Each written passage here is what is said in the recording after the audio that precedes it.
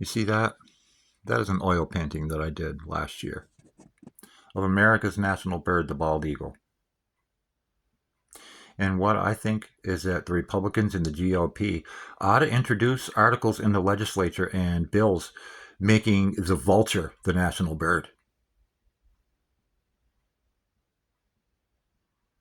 instead of this noble, decent creature.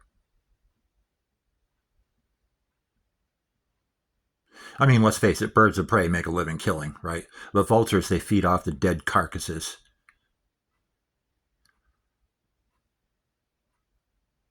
Vultures don't know any other way.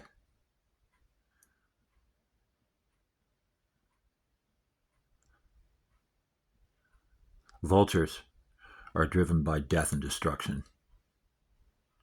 So again, hey, Republicans, you really should consider, seriously, let's make the national bird the vulture.